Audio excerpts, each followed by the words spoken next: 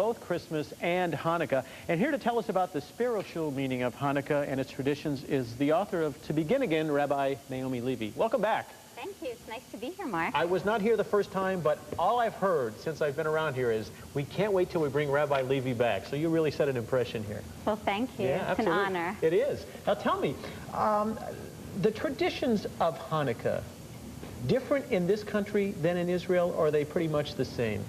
They're pretty much the same, except that I think in this country we tend to focus a little bit too much on the commercial end of Hanukkah and not enough on the real spiritual meaning of the holiday. Mm-hmm. What are the origins? The origins of Hanukkah come from a time in ancient history when the Syrian Greek forces who were controlling the land of Israel tried to obliterate the Jewish religious faith. They prohibited the study of Torah, the rite of circumcision, and many other things like keeping the Sabbath, and they desecrated the Holy Temple in Jerusalem and erected a statue of the Greek god Zeus there. And at that time, a small band of Jewish warriors called the Maccabees really felt in their hearts that they couldn't accept what was happening, and they fought for religious freedom, and this tiny band of soldiers managed to defeat the entire Syrian Greek force that had taken over the land, and they regained control of their faith, of their land, and of their temple, which had been desecrated. And they repurified the temple, rededicated it. Chanukah, by the way, means dedication, as in the dedication of a building.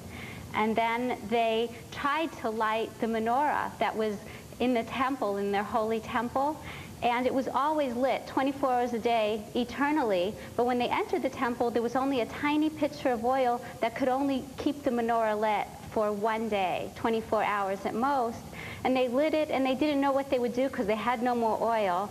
And miraculously, the miracle of Hanukkah is that that tiny pitcher of oil managed to keep the menorah lit for 8 days and 8 nights. Thus the tradition of lighting candles for 8 nights. That's right. That's why Hanukkah is 8 days. Now, let's explain. There's a particular way to light. Now, I hear menorah and I hear Hanukkah. Is it interchangeable?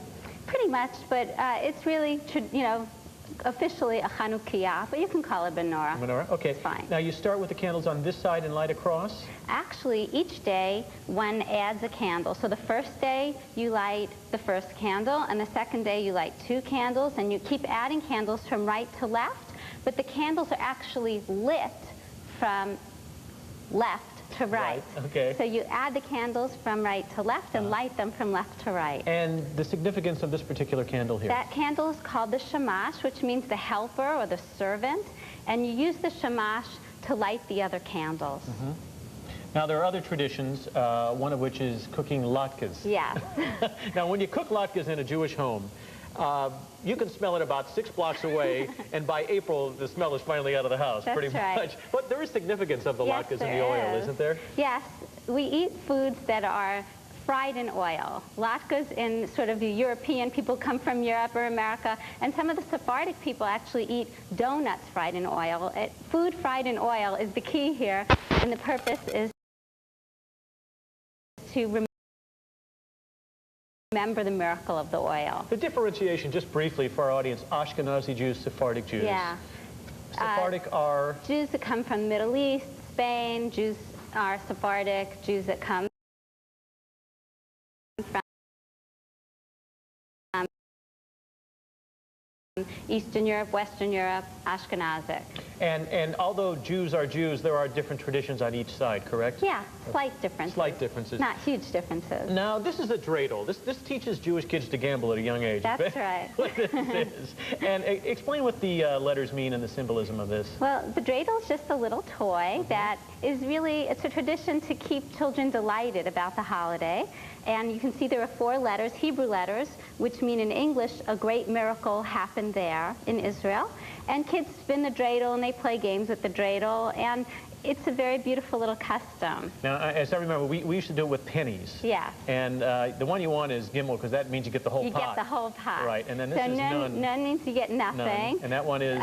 Shin means you have to put in, and hay means you get half. You get half of what's in there. I'm sure everybody there at home wants to is dying to play this. Yes. It is fun. It's Yeah, fun when you get everybody around the table and play this game. It is fun. We do really need to address the spiritual meaning of Hanukkah, and there indeed is a spiritual meaning. I think so. I think the first meaning, the first lesson we should take from Hanukkah is the importance of religious freedom.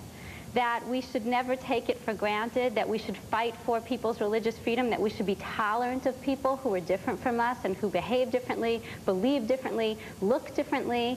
And for me, it's always gratitude that I live in a country where I can practice my faith freely, and I'm so proud to live in a country where I can write a book as a rabbi and it won't be burned or banned, but that it could be read and appreciated by people of all faiths.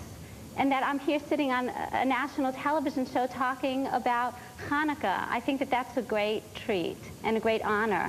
And another spiritual meaning of Hanukkah is to remember that sometimes we feel like all our oil is spent, that we have no more energy left, and we feel faced with overwhelming odds.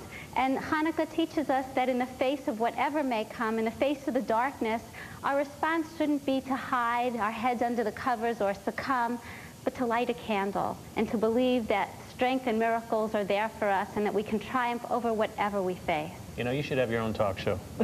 You're really good. Happy holidays to you. All the best. We'll have you back. No question about that, I'm sure. We're going to come back in just a few minutes. We're going to talk about fragrances, and we're going to talk about what to get those